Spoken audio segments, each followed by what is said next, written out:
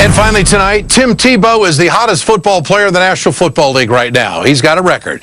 He has 6 wins in a row as a new quarterback of the Denver Broncos and has led his team comeback victory after comeback victory. It's quite a story. He's also a devoted Christian who often displays his devotion on the football field.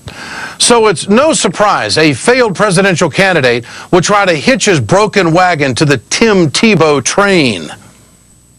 There are a lot of folks that said Tim Tebow wasn't going to be a very good NFL quarterback.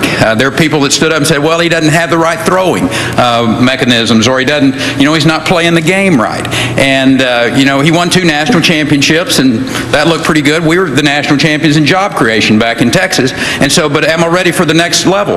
Let me tell you, I hope I am the Tim Tebow of the Iowa caucuses. Well, Rick Perry isn't the only conservative trying to cash in on Tim Tebow's moment in the spotlight. Moralist and gambling addict Bill Bennett says critics of Tebow are attacking Christianity. Critics have a problem with who Tebow is as a man.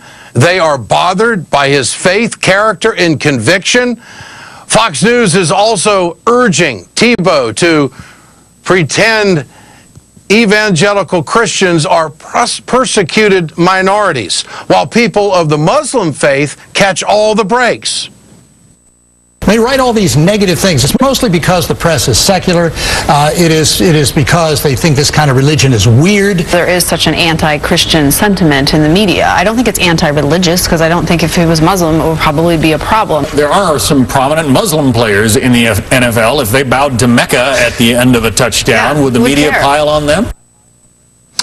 Joining me now is Dr. James Peterson, Director of Africana Studies and Associate Professor of English at Lehigh University. Professor, good to have you with us tonight. I'd like you to give the man an answer. Would the media pile on a Muslim player if he bowed to Mecca at the end of a touchdown? What do you think? Unbelievable. I mean, Fox is sometimes like the anti-truth here. Let me be clear. Tim Tebow's a great player. He has a lot of intangibles. I think I want to applaud him for that. I loved watching him in college. But first of all, Mr. Perry is no Tim Tebow. He's not as smart as Tim Tebow and won't even have as much success as Tim Tebow. In terms of the Fox News folk, I mean, obviously they sort of work in doublespeak, but they're articulating the antithesis of what would happen. We've seen when there have been Muslim athletes in the NBA and what's happened to them. What happened to Chris Jackson or Mahmoud Abdul-Rauf, or what happened to Craig Hodges when he did not want to do the national anthem. They were basically blackballed. And so I think we need to consider the fact that this is a pretty Christian-centric country. And part of the reason why Tim Tebow can be so outward with his faith and so public about it is because that's acceptable to many folk. But remember, this is not Tim Tebow. This is the media's coverage of it, and this is the ways in which people are responding to him. Well, I mean, Bill Bennett, where's he coming from? I mean, his comment is critics have a problem with who Tim Tebow is as a man. They're bothered by his faith, character, and conviction. Have I been missing some news stories? Have I been missing some harsh commentaries on a guy that's playing quarterback in the NFL? So he shows his faith. Many people have done this for years. What do you make of this? Well, listen, maybe I missed those stories as well. I think people have been applauding Tim Tebow. I think he's been more in the spotlight. And by the way, we've had running quarterbacks before, but I don't know if they've gotten this kind of attention. Most times when we've had running quarterbacks, many of them are black, and the attention they get is they don't have the mechanics. They can't be successful. Tim Tebow went through that for a few minutes. Now he's seen a lot of success. I have not seen the backlash against Christianity or against him professing his faith. I just know for a fact that if anyone were to profess the Muslim faith in this same venue, on these same platforms, they would be lambasted for it immediately. Do you think Fox personalities understand just how the hypocrisy that they're dealing with here? Well, the Fox News Network has a very, very specific agenda. One of their agendas is an anti-Muslim agenda. And unfortunately, members of their audience really buy into that. So they can flip stories like this because sometimes people watch things that they really want to believe. Fox News provides that for unfortunately, a wide audience here in the United States.